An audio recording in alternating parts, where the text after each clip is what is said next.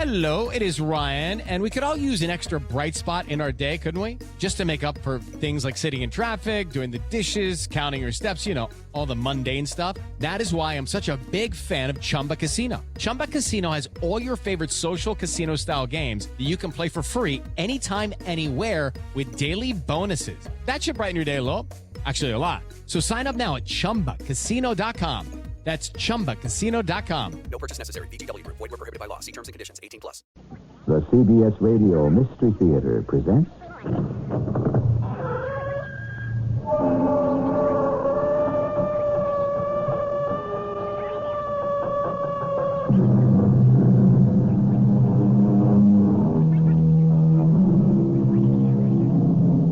Come in.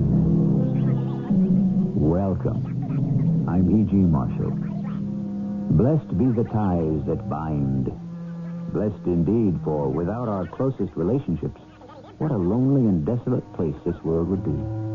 We all forge bonds that last a lifetime, that even death cannot sever. But what can you do about a loved one who is lost? Not to death, but to the unknown. Mrs. Bledsoe, we've come just about as far as we can safely go. But we're so close. I'm not going to stop now. Well, the trail gets steeper from this point on. It's too dangerous. You can turn back if you wish, Mr. Hodges. My husband and I intend to push on until we find out what has happened to our daughter. Please, before you make that decision, I think I ought to warn you. There's something about this mountain I didn't tell you.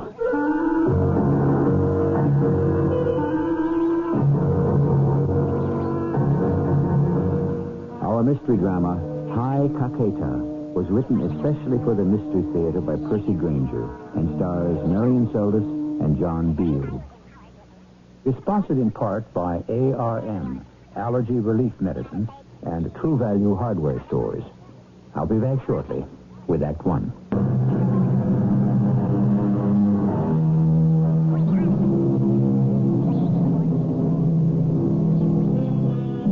Missing. Presumed dead. How often we've heard that phrase. How helpless it makes us feel. When even the certainty of death is denied us, what is left? To live in hope? But after a while, hope can become its own kind of prison.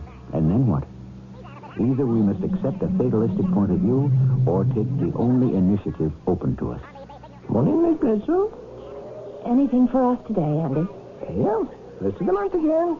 Bills. And Mr. Bledsoe's book club selection. Is that all? I'm afraid so. But maybe you missed something. Aerograms are so thin. Or maybe she just wrote a postcard. Are you sure there isn't anything at all? Miss Bledsoe, may I ask you a favor? What? I've walked this route a long time. Known you folks a lot of years. Ever since Jill was a baby. I know that, Andy. It's just that, well, I'd appreciate it if you wouldn't be down here anymore by your mailbox when I come along. It just ruins my day to have to give you the same news. But we haven't heard a word from Jill in 6 months. I'm sure that as soon as the State Department finds out anything, they'll let you know. They don't care. They're not interested. You don't know that. After all, where was it she disappeared? In South America, someplace, wasn't it? The Andes Mountains. In Ecuador. Oh, yeah. That's pretty isolated terrain, isn't it? Even worse than the backwoods in New Hampshire here. And wild, too. Oh, I'm sure if the government had really wanted to, they could have found her by now.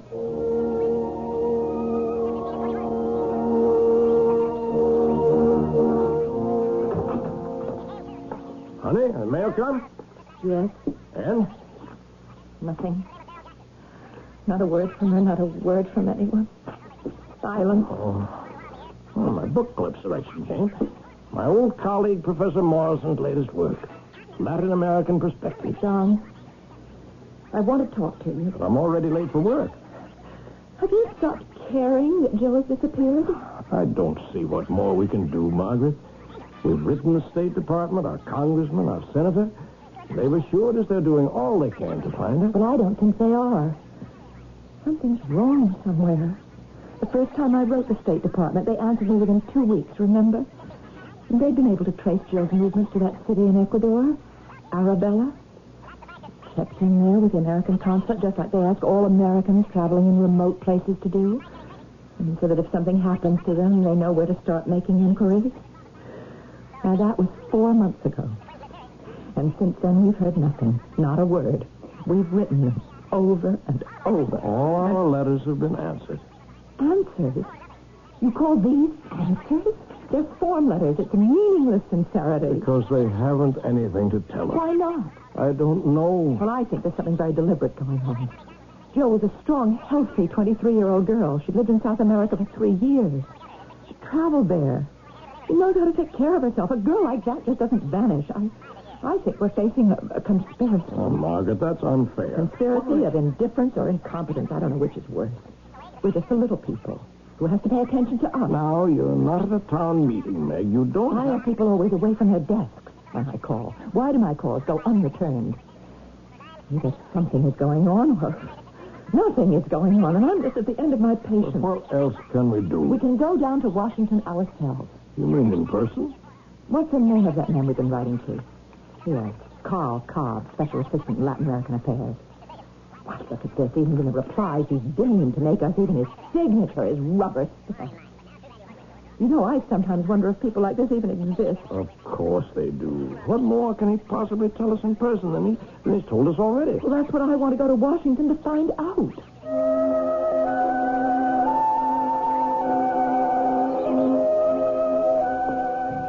Look at the size of this building. Don, you don't have to whisper. It's our State Department. We helped pay for it, didn't we? I wonder if anyone ever gets lost in all these corridors. Oh, sorry, that was a bad choice of thought. Are you watching on your side for Mr. Cobb's office? Do you know a building this size uses as much electricity as the entire city of Troy, New York? Here it is. 212. Mr. Cobb? Well, there's no one here. Mr. Cobb? Yes, right here. Mr. and Mrs. Bledsoe, is that right? Yes? Carl Cobb. When they called me from the front desk, I just went in the next room there to pull your daughter's file. You have a file on Jill? Oh, yes, of course. At the time she disappeared, she was traveling under a passport issued by our department, and that makes her our responsibility. Let's see. Donald and Margaret Bledsoe. Is that correct? And your daughter's name was Jill. What? I beg your pardon? You said was. I did? Why? Oh, I'm really terribly sorry. It's just a figure of speech. Without thinking. Mr. Cobb, my husband and I have driven down here all the way from Peterborough, New Hampshire. Oh, well, you're New England, is that? And we want to know what is being done to find our daughter. The disappearance of U.S. citizens traveling abroad is a regrettable occurrence. Our last communication from her was from Arabella, Ecuador. Well, in most cases, there's a... Did you say Arabella? Yes, I looked it up on the map. It's at the foot of Mount Caqueta in the Andes. Yes, of course, yes, that's what it says right here in the file, Arabella. I remember now. No, anyway, in most cases, there is little we can do beyond passing on what information we have to the local authorities. We sent you photographs and even some samples of her handwriting. Well, these would have been forwarded to our consular representative there, Mr. Raymond Hodges. Yes, here's that information. They were sent down on October 2nd of last year. And you've heard nothing from him? Well, apparently not. Tell me, was your daughter with a group? No, she was traveling alone. Alone? Jill's lived in Latin America for 3 years. She teaches school. She speaks Spanish and Portuguese fluently. She's quite able to take care of herself. She traveled alone every summer. Well, still, it's hardly advisable. People don't just vanish. But unfortunately, sometimes they do, Mrs. Bledsoe. Not my daughter. What's the matter with Arabella? I beg your pardon? If I'm not mistaken, you did something of a double take a moment ago when I mentioned it. Well, it's nothing in particular. We didn't drive this distance to get more of a runaround, Mr. Cobb. If it's necessary, we will go to your superior. Well, I didn't want to alarm you unduly. Well, please do. It's better than nothing. Well, this isn't the first time that the town of Arabella has appeared in our files. Over the past 2 years, if my memory serves me, close to half a dozen U.S. citizens have disappeared in that vicinity. What's happened to them? We don't know. But apparently it's not just U.S. citizens. Several people from other nations have disappeared there as well. Well, what does your man down there, this Mr. Hodges, have to say about all this? Nothing. There's People vanished. There's no evidence, no clues, not a trace. The only thing they seem to have in common is that they've all set out to climb Mount Caqueta. That's what Jill said she was planning to do in her last letter. But then why aren't people warned away from this mountain? Well, I'm sure they are, Mrs. Bledsoe, but for some people, a warning is an invitation. I am sorry I can't tell you anything more encouraging. If we receive any word at all, I'll of course, I'll let you know immediately. That won't be necessary, Mr. Cobb. Why not? I'm not at all satisfied by this conversation, nor is my husband. It sounds to me as if your man down there, this Mr. Hodges, isn't very much on the ball. Clearly, the only way we're ever going to find out what has happened to our daughter is to go to Arabella in person.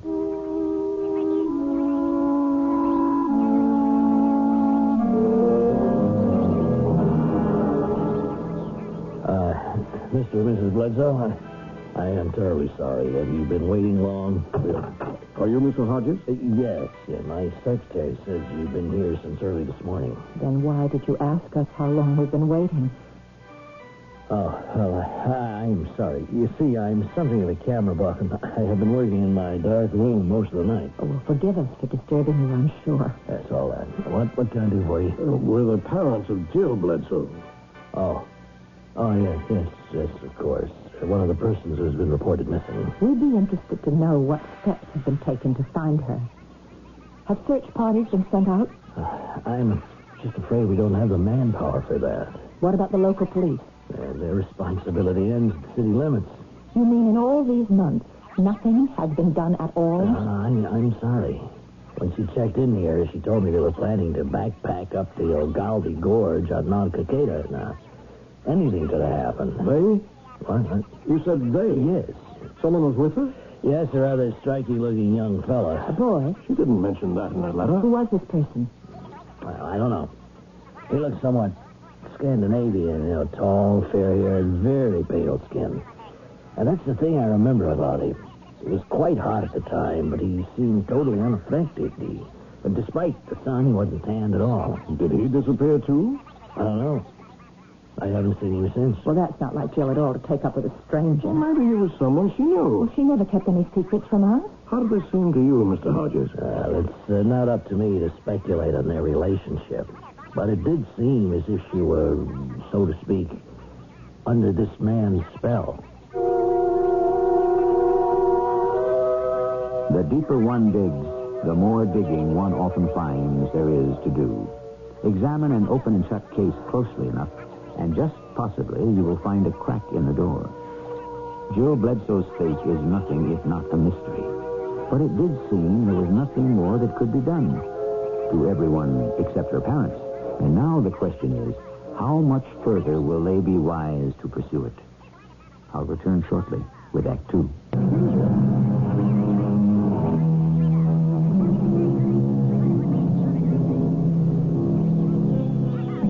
He wandered the fabulous byways of the world and asked only that its wonders be to him unfurled.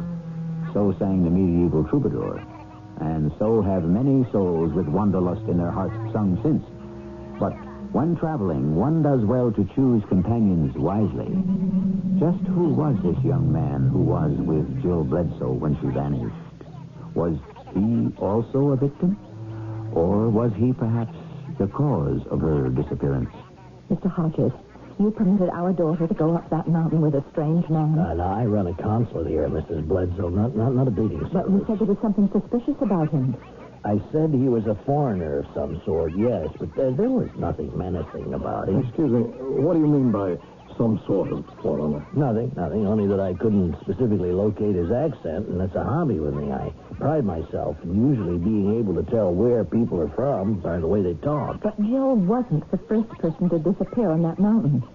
Couldn't you have warned them? I did tell them I thought it was ill-advised, yes. And you're sure that you'd never seen this man before? No. At least I didn't think so at the time. So you have? No. But he did seem familiar to me in some way. I mean, I began to think, well, maybe I had, but I'm sure I haven't. You're not making a great deal of sense, Mr. Hodges. Copies of Jill's photograph are in the hands of the local authorities. You can speak to them if you like, but they'll tell you the same thing. Now, people who have gone up Mount Caqueta have vanished without a trace. I'm sorry you made your trek here for nothing. Well, we certainly don't intend to go home now, Mr. Hodges. What do you mean? You say that she and this man went up the Algaldi Gorge? You want to climb Mount Caqueta yourselves? We're New Englanders. We're quite used to climbing mountains. In fact, we're prepared for that eventuality by bringing our own camping equipment with us. Well, the Andes are not the Green Mountains, Mr. Bledsoe. We are not going home until we find out what happened. Now, there are Indians, the Andu, who live in the jungles and the upper slopes, so they are completely uncivilized and they're very dangerous. Forgive me again, Mr. Hodges, but I read a very interesting book on the plane trip down, Latin American Perspectives. I'm sure you're familiar with the book. Yes. Then you know it describes the Antu as a small and quite peaceful tribe. Now, perhaps you'd be so kind as to direct us to a store where we can buy some supplies. I'll come with you. Thank you, but that's not necessary. I mean with you up Mount Caqueta. Oh? Why? Well, I've never been up there, and I think that under the circumstances, it is time that I went. We're quite capable of taking care of ourselves. In that case, I must insist that I accompany you.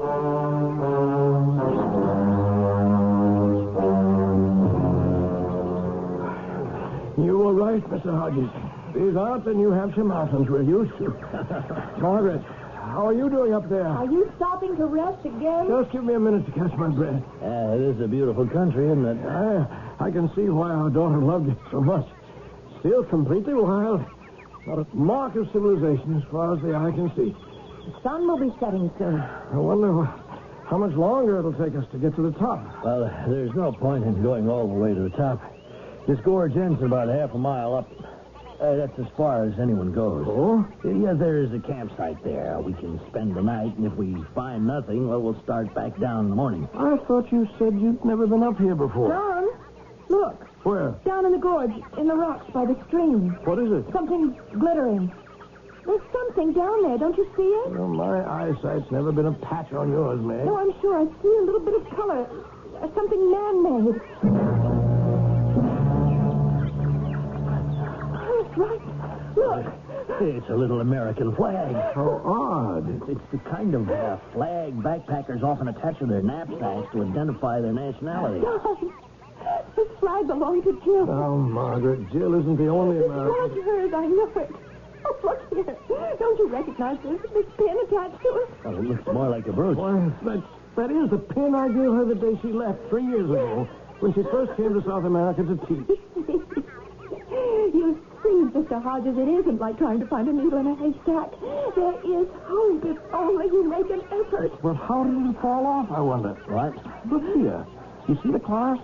It's got a safety catch on it. Well, couldn't it have just slipped open? No, I specifically bought a pin that couldn't fall off or be stolen. It would have to be unclasped deliberately. But why would Jill have done that? Well, what if she knew she was in danger and left this as a marker? Well, that's pretty far-fetched, don't you think so, Mr. Bledsoe? Is it? Meg, Mr. Hodges has suggested we might want to call off our search about a half mile up where the gorge stops. Why? Well, it's all jungle after that, almost all the way up to the top. It is virtually impenetrable. Mr. Hodges, you never had a chance to answer the question I asked you. You told us you'd never been up here. I haven't. How do you know there's a campsite at the end of the gorge? Well, that's common knowledge. Yes, Don, now the important thing is to keep going. There's no time now to get peckish. But if he's never been up here, how does he know it's a half mile from here to the end of the gorge? All right. I have been up here before, but just once, and it was a number of years ago. I wasn't in government service then. I was with an anthropological expedition. Why did you lie to us? I lied because I hoped you'd change your mind. We're prepared to keep going until we find out what happened to our daughter. Now, before you say that, I should tell you about this mountain. In the first place, it's volcanic. You're climbing up the side of a volcano? But surely it's extinct. I mean, if there are jungles growing on the slope. It is almost extinct. Almost. I suppose the technical designation is inactive. Now, the crater contains a botanical phenomenon due to an atmospheric quirk which creates rain clouds over the area almost daily. Now, there's a forest in the crater which is even denser than the jungles on the slope. So it's like a rainforest. Yes? Well, that doesn't sound particularly dangerous. I think we're wasting time. It's getting dark. We should push on to the campsite. Yes, but there is a danger. Beneath the foliage, the crater floor is laced with thin crevices, some of them dropping down to the very root of the volcano. Now, periodically, gas escapes from these holes, and the gas is, of course, poisonous. Do you think that Jill climbed all the way to the top And either inhaled some of the gas or slipped into one of the crevices? Well, yes, that is a possibility. Only a possibility? Well, I don't see that it's going to do us any good to just stand around here speculating. Just a moment, Meg. I don't think Mr. Hodges has told us everything. He said he was up here with an anthropological expedition. Yes. Well, anthropologists aren't interested in rainforests and volcanoes. Their province is the living creature. Specifically, living creatures like us, humans. The science of man. That's right, Mr. Bledsoe. The science of man. Well, just what was it that drew your expedition to Mount Caqueta? What were they looking for?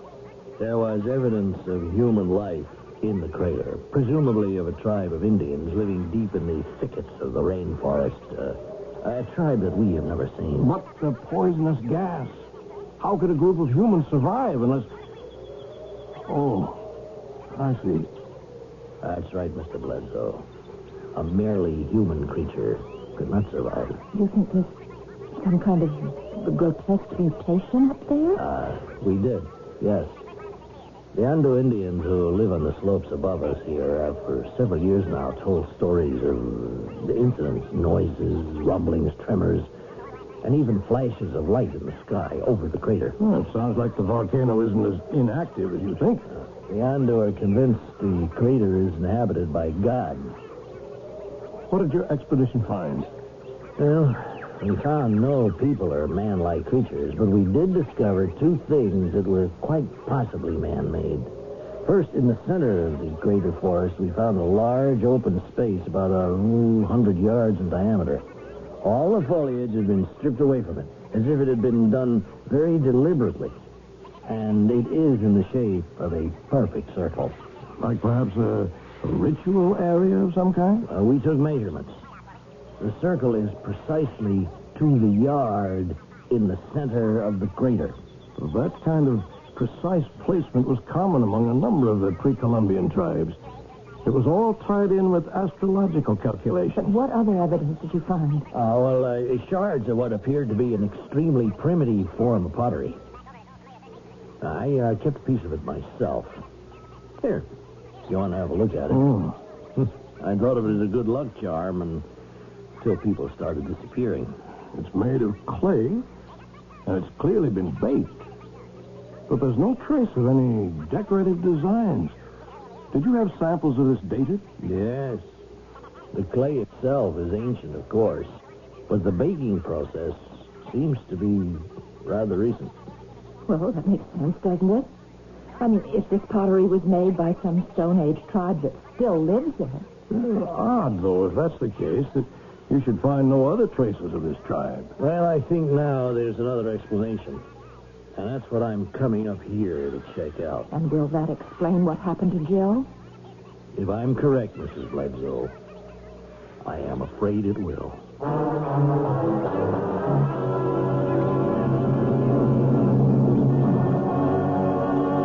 Oh, good night, sleep. Dawn, did you... Mrs. Bledsoe! What's the matter? There's a man over there. No, it's okay, Mrs. Bledsoe. That's only one of the Antu Indians I told you about. They're really quite harmless. Your scream probably terrified him. Asleep, and I woke up and he was staring at me. Margaret, did I hear you scream? Oh, who's that? I know that's an Antu tribesman. Now, you two wait here. I want to speak to him. You know his language? Yes. Could I eavesdrop? I have an interest in linguistics. I think not. They're really that terribly shy people. Oh, Meg, you're trembling. I thought it was you. I looked up and... Oh, a star. Meg, we've only got a moment. What? I don't like this. There's something very wrong here. I don't think we should go on. Oh, we know we're on the right track. Why not? Jill isn't the only person who's disappeared up here. But with Mr. Hodges to guide us, if he's been up here before... Yes, well, that's just who I don't trust. He suspects something, or he knows something that he doesn't want to tell us. And why not? What are we getting ourselves into? Well, let's find out. We'll demand to know. Come back. That Indian remembers seeing a girl who fits your daughter's description. They, too, spent the night here. So that man was still with her? Yes. When I told him you were her parents, he asked me to convey his regrets to you. Why?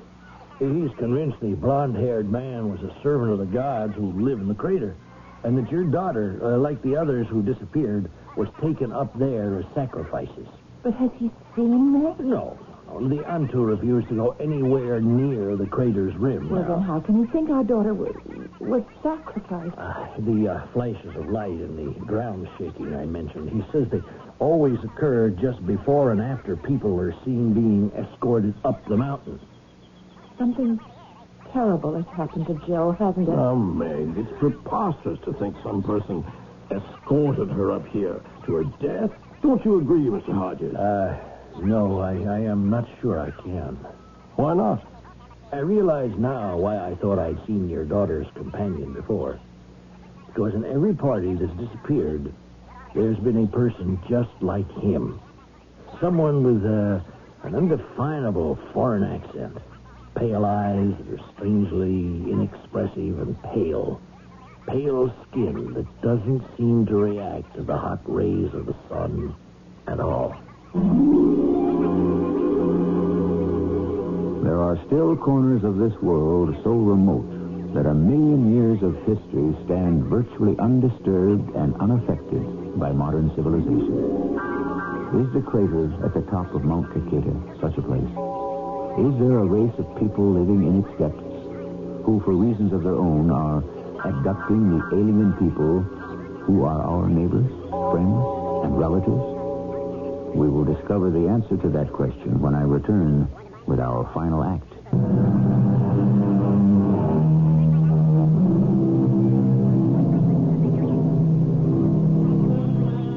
What began as two parents' angry inquiry into an apparent case of bureaucratic indifference is rapidly becoming a cautious and somber confrontation with the unknown.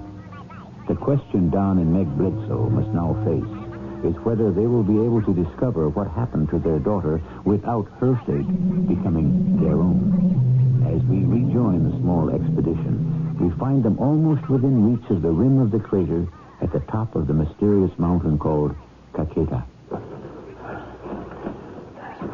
Give me your hand, Margaret. We're almost there. I'll be all right. It's air. It's so thin, it's just difficult to breathe. Well, here it is. We've reached the rim. And there it is. Through the rainforest. Clouds look like they're just a few feet above our heads. Oh, look how the mist rolls down right into the trees. You can't even see across to the other side. How wide is the crater? It's about 5 miles. I think this must be the most beautiful sight I've ever seen. Like Shangri-La. I think Jill must have stood where we are now. And look down there. Shall we push on? There's a lot of jungle to cut through before we come to the clearing at the center. Before we descend into the crater, Mr. Hodges, you know what we're going to find down there, don't you? No, not for certain. But you suspect. If I'm correct, I expect to discover that the shard of pottery I showed you isn't pottery at all. Well, then what is it? Just a piece of earth. Now, why would that be so significant? Please bear with me, Mr. Bledsoe. I don't want to say anything more until I'm more certain. But what are we going to find? A race of men who live beneath the ground, away from the sun? Oh, what does it matter? The only important question is whether or not Mr. Hodges thinks we can discover what happened to Jill. Yes, I think I can. And if what you suspect is true, will she be alive or dead? Well, that, Mrs. Bledsoe, I'm afraid I won't be able to tell you.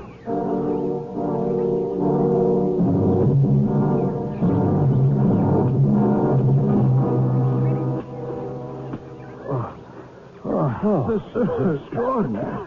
Shouldn't we be getting closer to the center? As if we've kept straight course. I hope so. I don't relish spending the night in this stuff. Look, just ahead. I think I see a break in the trees. That's it. We're almost there. Oh, it's just like you described. A perfectly open space without so much as a blade of grass. If you two pitch the tents, I'll start making supper while there's still some daylight left. Yes, it's too late now to look around. Excuse me for a few minutes, will you, please? I'll be right back. Where's he going now? I don't know. Just out into the center of the circle.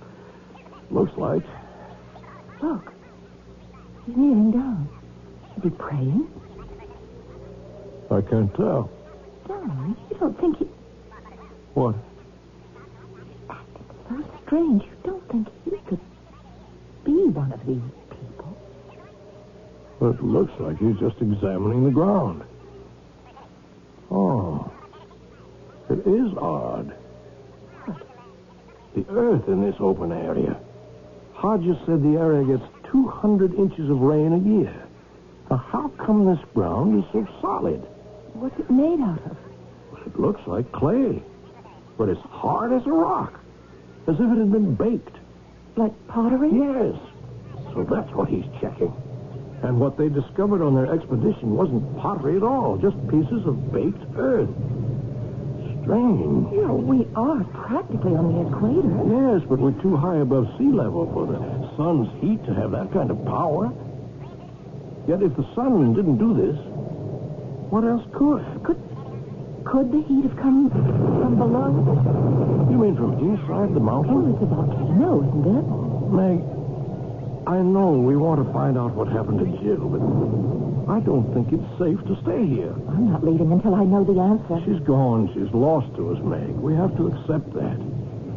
We know that she came up this mountain, and we know she didn't go back down. Now, she has to be here somewhere, Doc. She has to be.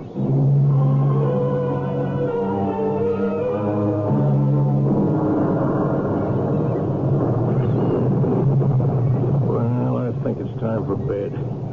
That rain's making me sleepy. I hope it stops by morning so we can start our search. I just don't think I'll be able to sleep a bit tonight. I probably won't sleep a wink either. There's something very unnatural about this place. It's too dangerous. But what's dangerous? All we've heard is a lot of stories. You show me one concrete thing about this place that is actually dangerous. Excuse me. Oh! Oh, Hodges, you gave us a start. Sorry, but I could hear you from my tent. May I come in? Oh, sure. I didn't mean to eavesdrop. But you see, I came over because I think I know for certain now what happened to Jill and to all the others who have vanished. I suppose you'd have to say it's only a theory, but all the elements fit. What is it? Well, let me start from the beginning.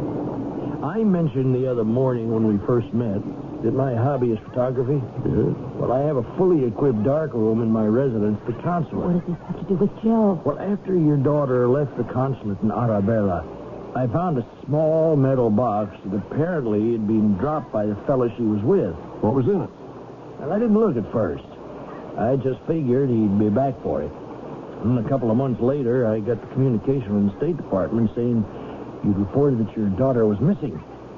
By then, I'd forgotten about the box altogether. And it was only a few days ago that I happened to notice it on the shelf. Well, I opened it, and I saw it contained a roll of film. I shut it right away to keep the light out. And then, well, my curiosity got the better of me. I decided to develop it. Is that what you were doing when we arrived? Yes. Because I'd opened the box, most of the film was ruined. In fact, only one picture turned out. At first, it didn't seem particularly unusual, but something about it wasn't quite right. What was the picture? It looked like an ordinary photograph. What's that? Go on, Mr. Holmes. No, it's too loud. The ground's beginning to shake. Feels like the whole mountain's exploding.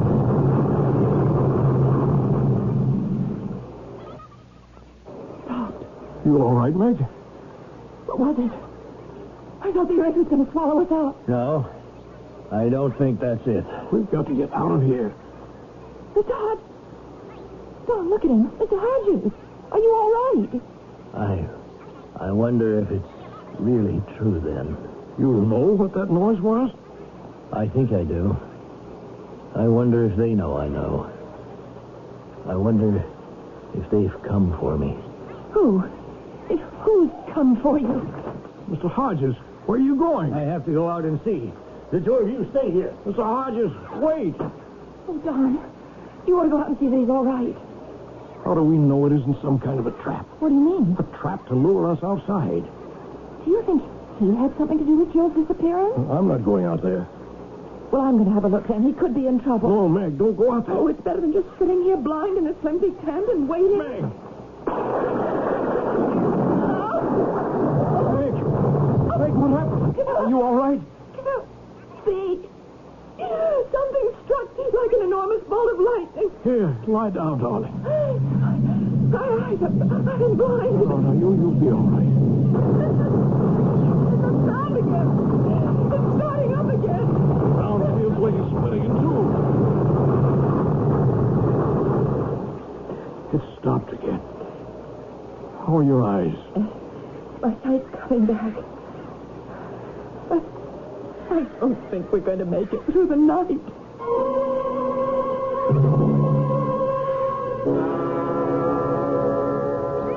Oh. Meg? Don, are we still alive? I don't know. But we're both in the same place if we're not. Oh, look. It's daylight out. And the rain stopped. We must have fallen asleep. I hope that's all that happened. I don't know what to think anymore. Mr. Hodges, we should see if he's all right. Hodges? Mr. Hodges?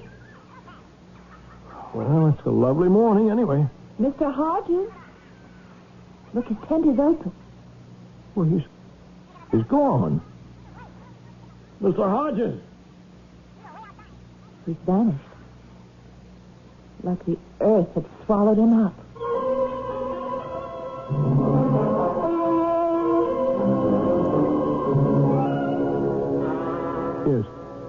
Yes. Thanks very much. Gracias. What time does the bus leave? Not until this afternoon. You'll be able to catch a flight out of Quito tomorrow morning back to the States. How did you sleep? Oh, much better, knowing we'd made it safely back to Arabella. Do you mind terribly that we'll never know for sure what happened to Jill? We know that whatever it was must have been awful. That hurts. But if it's not meant for us to know, it just isn't. Well, I'm going to pay a last visit to the consulate to see if by any chance Mr. Hodges has turned up. That poor man. Yes, just let me finish packing. I'll come with you.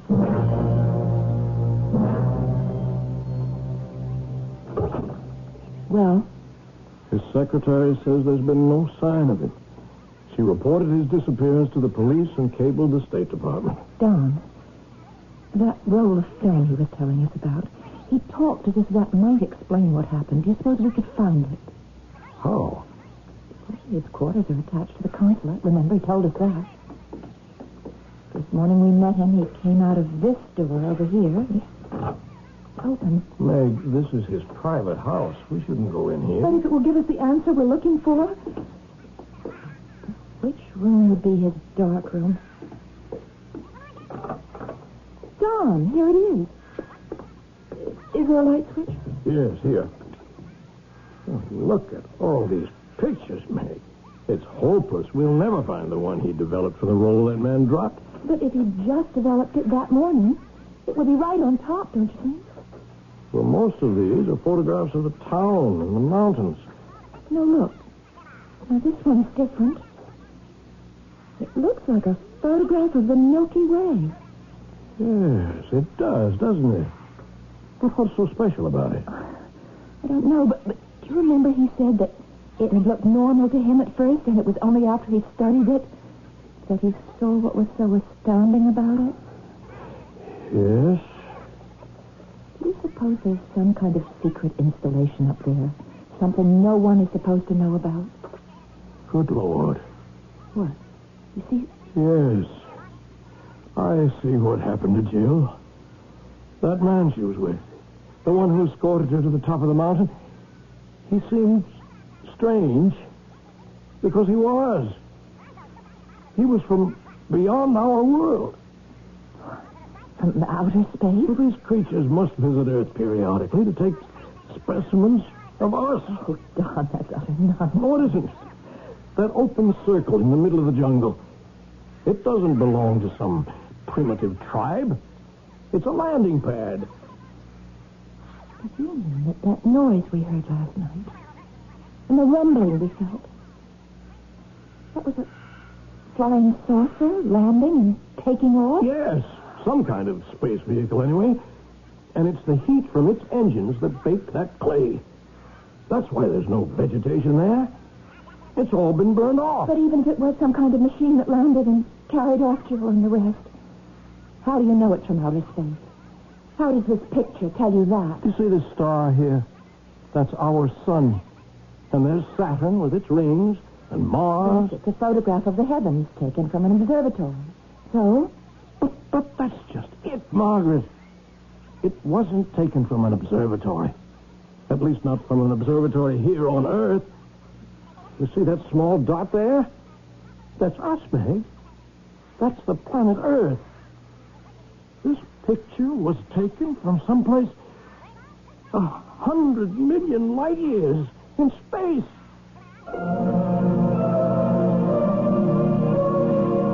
The idea that other planets in our universe are inhabited is neither new nor far-fetched, nor is the speculations that we have been visited by inhabitants from other planets especially improbable. So, is it so bizarre to think that such a visit may be happening at this very moment? Or that some of the hundreds of people who disappear each year may literally have vanished from the face of the Earth? I'll return with a final word in a moment.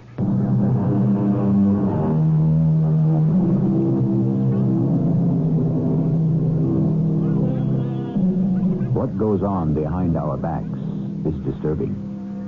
What goes on under our very noses is incredible. What happens all around us every day is enough to stop the mind. And I'm only talking about those things which happen in the 3 dimensions we know about. What goes on outside those dimensions is anybody's guess. Do you know where your children are right now? Our cast included Marion Seldes, John Beale, and Earl Hammond. The entire production was under the direction of Hyman Brown.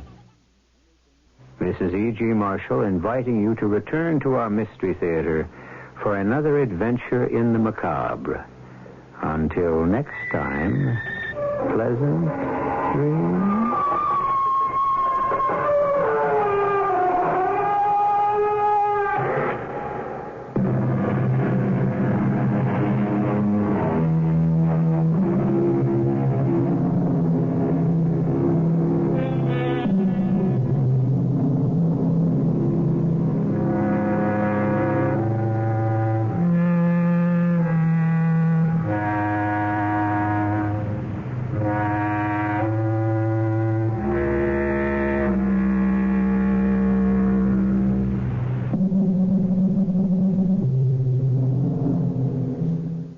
At ADP, we work with more than 860,000 companies worldwide. That gives us a pretty good idea of how to help businesses grow stronger. Whether it's through data insights that help you make informed decisions about building a team that works better as a team, or by keeping you ahead of thousands of changing regulations so you can keep ahead of everything else. Like building that better team. Grow stronger with ADP. HR, talent, time, and payroll. How to have fun anytime, anywhere. Step 1. Go to ChumbaCasino.com. ChumbaCasino.com. Got it. Step 2. Collect your welcome bonus. Come to Papa welcome bonus. Step 3. Play hundreds of casino-style games for free. That's a lot of games. All for free? Step 4. Unleash your excitement. Woohoo! Chumba Casino has been delivering thrills for over a decade. So claim your free welcome bonus now and live the Chumba life. Visit ChumbaCasino.com.